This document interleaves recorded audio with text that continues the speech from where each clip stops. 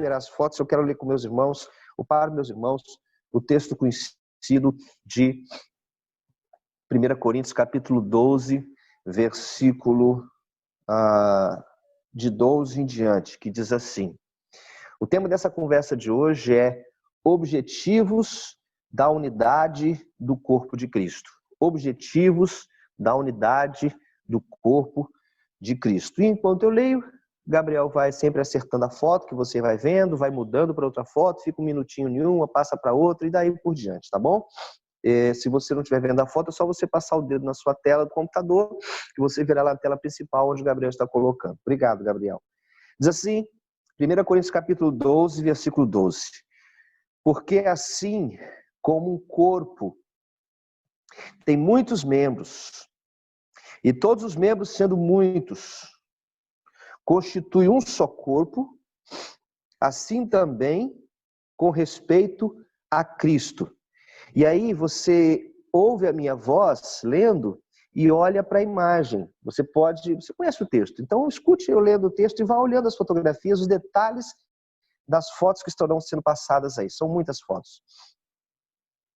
Pois, versículo 13, em um só Espírito, todos nós fomos batizados em um só corpo, quer judeus, quer gregos, quer escravos, quer livres. E a todos nós foi dado beber de um só Espírito. Porque também o corpo não é um só membro, mas muitos. Se disser o pé, porque não sou mão, não sou do corpo, nem por isso deixará de ser do corpo. Se o ouvido disser, porque não sou olho, não sou do corpo, nem por isso deixará de ser do corpo. É melhor você mudar logo, Gabriel, antes que acho que eu paguei um pouco mais para ficar minha foto só ali. Obrigado. Se todo o corpo, estava arrumando a foto, fosse olho, onde estaria o ouvido? Se todo fosse ouvido, onde estaria o olfato? Mas Deus dispôs os membros, colocando cada um deles no corpo, como lhe pareceu bem. Se todos, porém, fossem um só membro, onde estaria o corpo? E você vai olhando os seus irmãos trabalhando e vai pensando nesse texto. O certo é que existe muitos membros, mas um só corpo. Não podem os olhos dizer à mão, não precisamos de ti, nem ainda a cabeça aos pés, não preciso de vós.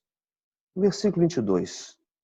Pelo contrário, os membros do corpo que parecem ser mais fracos são necessários.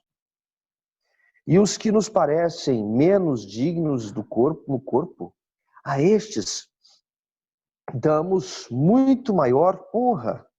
Também os que em nós não são decorosos, revestimos de principal honra, versículo 24. Mas os nossos membros nobres não têm necessidade disso.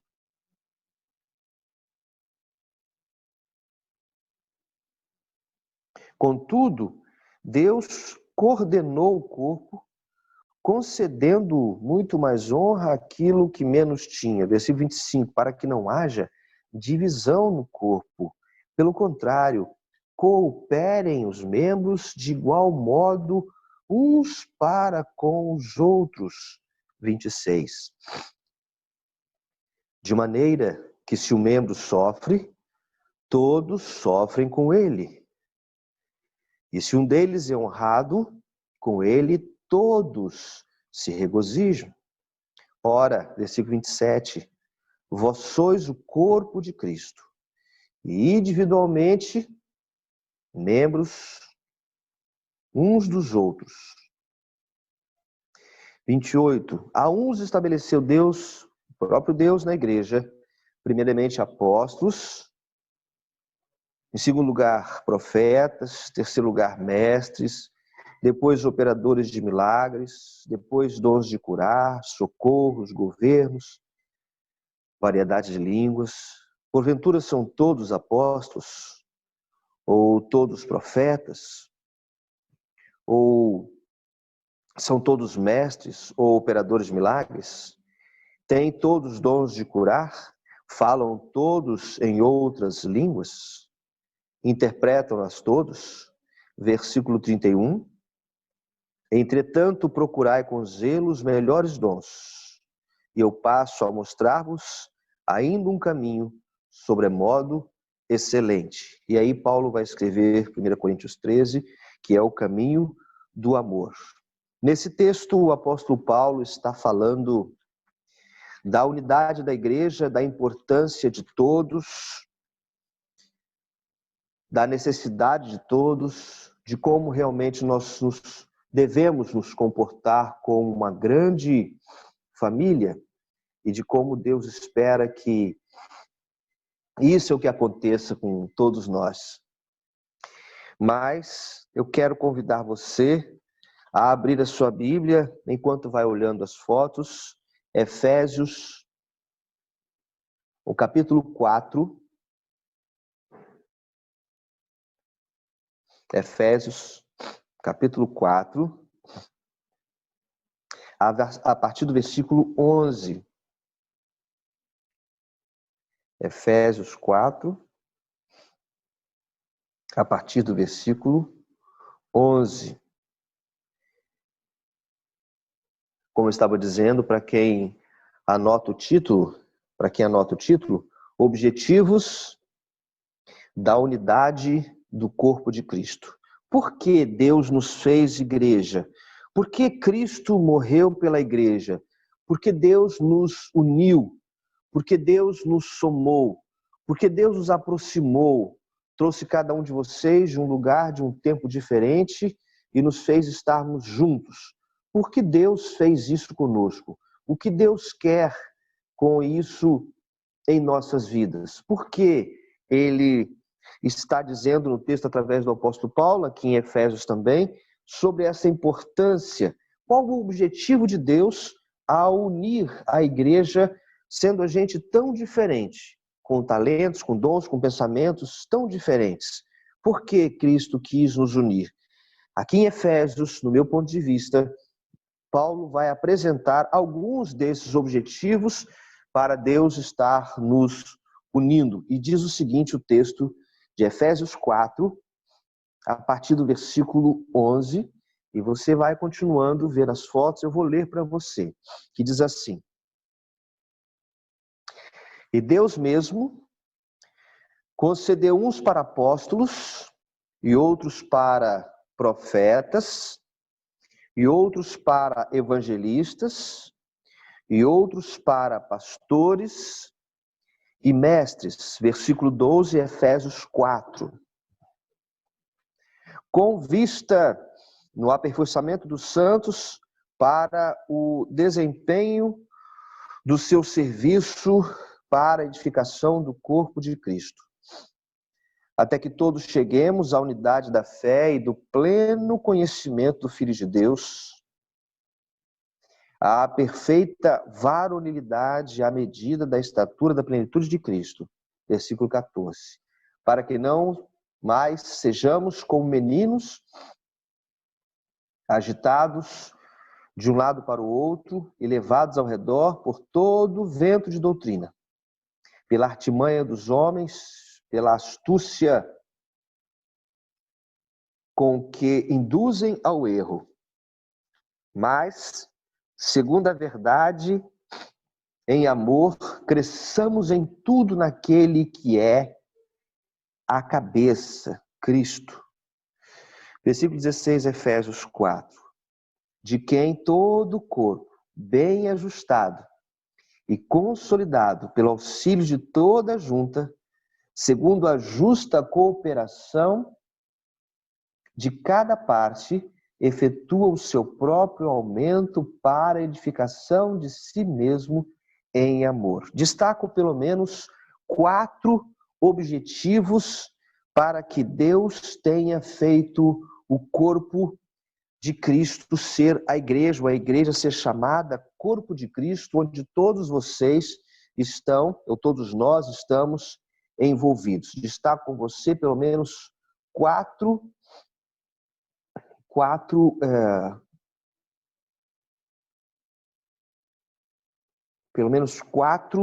objetivos que Deus tem para isso. O versículo 12 diz assim, versículo 11, Deus fez vários ministros de várias áreas diferentes. Mas ele entra no versículo 12 com vistas e diz assim, no aperfeiçoamento dos santos. Deus nos colocou juntos, em primeiro lugar, para que fôssemos aperfeiçoados. A sua dificuldade, a sua limitação, soma-se a minha dificuldade, soma-se a minha limitação e juntos nos tornamos corpo de Cristo. Aquele irmão que parece, então, ser mais difícil que os outros, pelo que o texto diz, ele tem a sua importância. Aquele irmão que pensa que não tem nenhum objetivo, nenhum valor, não sabe o que fazer na casa do Senhor, esse tem o seu valor, a sua importância muito bem destacada. Você está me ouvindo? Vá olhando as fotos lindas do seu povo, da sua família, e vá ouvindo a voz do seu pastor. Versículo 12, então, a primeira coisa, Deus nos uniu com o objetivo de nos aperfeiçoar, com vistas ao aperfeiçoamento dos santos, para o desempenho do seu serviço, para a edificação do corpo de Cristo. Nós somos aperfeiçoados para prestarmos ainda um melhor serviço espiritual, um melhor envolvimento com as coisas do reino, para que então todos saibam que Deus está em nós e nós somos o povo dele. Segunda coisa que eu destaco está no versículo 13. Até que todos cheguemos à unidade da fé e do pleno conhecimento do Filho de Deus, a perfeita varonilidade e à medida da estatura da plenitude de Cristo. Versículo 13, então, ele diz que um outro objetivo que nós temos, ok, pode voltar para mim. Um outro objetivo que nós temos ao estar juntos, ao estarmos unidos, ao trabalharmos, ao sermos chamados. Deus chamou cada um de vocês em lugares diferentes, em momentos diferentes, situações diferentes. E quando ele fez isso, ele tinha um propósito de que você fosse aperfeiçoado com as limitações do seu irmão e as suas, e juntos vocês fizessem a igreja Jardim que nós somos hoje, fazendo parte do reino de Deus. Mas o versículo 13 diz um segundo objetivo, que todos, um ajudando o outro, cheguemos à unidade da fé e do pleno conhecimento do Filho de Deus, a perfeita varonilidade à medida da estatura da plenitude de Cristo. Ou seja, que nós cresçamos juntos, que ninguém fique para trás, que eu ministre a você, você ministre a mim, que nós sejamos alimentados e orientados na doutrina, na palavra, no modo, no comportamento, e nós tenhamos a visão daquilo que Deus tem de crescimento. Ninguém passando à frente, crescendo juntos. Isso depende de cada um de nós e depende da nossa união. É importante a igreja? É importante estar com família? Sim, é muito importante. Os objetivos que eu estou citando aqui, eles mostram uma igreja que está espalhada pelo mundo, como nós estamos tantas vezes, mas também está coesa, trabalhando junto, se desdobrando junto, se virando junto, resolvendo os obstáculos que vão aparecendo juntos. E todos que estão me ouvindo têm uma certeza de que Deus colocou a sua mão de poder sobre a Jardim. Quem trabalha ao meu lado sabe que é a vida de Deus sobre nós, é o Espírito Santo sobre nós. Isso não é um pastor, isso não é uma pessoa, isso é uma equipe toda, isso é o somatório daquilo que Deus está vendo, como disse bem os irmãos já hoje, agradando o seu coração, o coração de Deus alegre sobre nós. Ainda no versículo 14, encontramos o terceiro, que eu destaco desse texto, objetivo pelo qual nós somos unidos, uma unidade em Cristo Jesus, objetivos da unidade do corpo de Cristo, é o tema como eu falei, mas um objetivo para que não sejamos como meninos agitados de um lado para o outro e levados ao redor por todo o vento. Olha só, Paulo já escreve isso lá atrás, no início do cristianismo, e ele diz, para não sermos levados ao redor por todo o vento de doutrina, pela artimanha dos homens, pela astúcia com que induzem ao erro. Já existiam homens ministrando em nome, sabe-se lá do que, se fazendo passar por cristãos para confundir os cristãos. Irmãos, prestem muita atenção nesse texto, porque, no meu ver, muito se perdeu desse objetivo da igreja, dessa unidade do corpo de Cristo. O que Paulo está dizendo, vocês estão juntos, Deus uniu vocês para que vocês cresçam no conhecimento da palavra de uma tal maneira que não venham desejar doutrinas falsas, doutrinas confusas, doutrinas até mentirosas, doutrinas que foram feitas e são desenvolvidas para agradar a astúcia, a esperteza de homens maus. Amados, existem advogados maus, existem médicos maus, existem engenheiros maus, existem pedreiros, existem mecânicos, existem, infelizmente, todo tipo de gente má. E também no reino de Deus, existem pessoas que estão infiltradas, trazendo à tona os seus próprios interesses e levando dezenas de pessoas, porque sabem como articular as coisas para que isso aconteça. Você entende isso? Você entende que lá atrás, Paulo já disse, vocês estão unidos para um alertar o outro, para um ensinar o outro, para um mostrar para o outro, para que como corpo vocês não sejam levados de um lado para o outro. A doutrina é essa, agora é essa aqui, agora vai ser assim, agora vamos fazer assado. Você entende isso? Nós estamos juntos para que isso não aconteça, para que a unidade da igreja seja preservada. É necessário que cada um, então, ajude o seu irmão. Ele continua dizendo, então, o terceiro objetivo da unidade da igreja, porque os cristãos estão unidos, para que não sejamos como meninos agitados para um lado para o outro e levados ao redor por todo vento de doutrina, pela artimanha dos homens, pela astúcia com que induzem ao erro. Versículo 15. Mas, segundo a verdade, em amor, cresçamos em tudo naquele que é a cabeça, Cristo.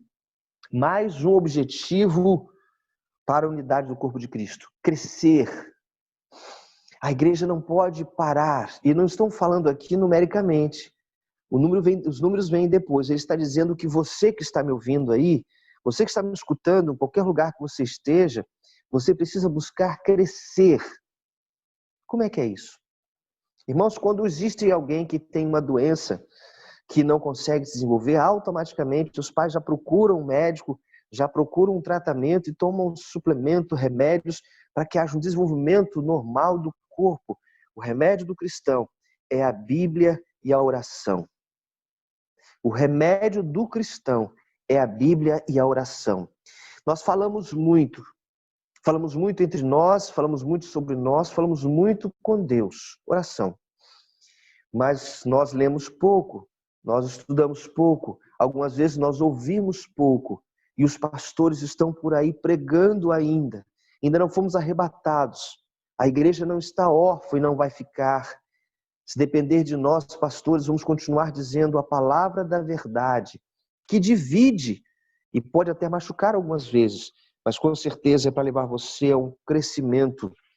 Ele diz, cresçamos em tudo naquele que é a cabeça, Cristo. Você conhece Jesus, você ouve falar dele, você precisa crescer nele. Quero dar um conselho para você que está conhecendo o Evangelho mais de perto agora. Mateus, Marcos, Lucas, João, os quatro evangelhos considerados assim, do início do Novo Testamento. Leia devagar. Pode começar por João, que é o apóstolo do amor, mas depois leia Mateus, leia Marcos, leia Lucas. Esses quatro evangelhos vão te ensinar muita coisa sobre a coisa mais importante da Bíblia, que é a vida do nosso Senhor e o comportamento do nosso Senhor e Salvador Jesus Cristo. Se você souber isso, a sua vida já será completamente diferente. E ele termina, versículo 16, de que em todo o corpo, ele volta à ideia do corpo, bem ajustado e consolidado pelo auxílio de toda a junta, segundo a justa cooperação de cada parte, efetua o seu próprio aumento para a edificação de si mesmo em amor. Eu quero pedir ao Gabriel que coloque de novo as fotos que ele puder colocar, e eu quero contar mais uma coisa para você. Só para você lembrar do que nós estamos falando. Estamos falando de um corpo que pulsa, de um corpo que cresce, de um corpo que se movimenta. Estamos falando de uma igreja séria, ao mesmo tempo muito informal. Gostei dessa palavra que o irmão estava dizendo, um irmão dizendo para outro, somos uma igreja informal. Sim, nós somos humanos a ponto de reconhecer os nossos erros, até em público muitas vezes, e conversarmos uns com os outros. Mas somos uma igreja que se junta, que batalha, que faz. Pessoas que muitas vezes não podem estar conosco, elas contribuem, enviam suas ofertas, seus recursos, elas se desdobram para nos ajudar. Elas investem tempo, investem dinheiro. Alguns que podem mais, investem mais, alguns que podem menos, investem menos, mas todos fazemos a nossa parte. Ainda há lugar para quem quiser se somar a Jardim a Uma. Você que vai ouvir essa palavra depois, você que vai escutar essa mensagem ou ver essa mensagem depois através da gravação, há espaço para todos vocês estarem somando ainda conosco, que o pastor Renan tem pensado muito numa forma de termos esta igreja virtual ainda viva, mesmo depois que retornarmos. Quero convidar você que é de longe, que quiser fazer parte da Jardim a Uma. Eu estou pronto a ministrar sobre a sua vida em qualquer tempo, em qualquer lugar, a qualquer hora, através dessas mídias que estão sempre à nossa disposição. Em vez de ficar escrevendo e lendo besteiras, eu prefiro passar tempo atendendo você ao vivo, como se diz, online, né?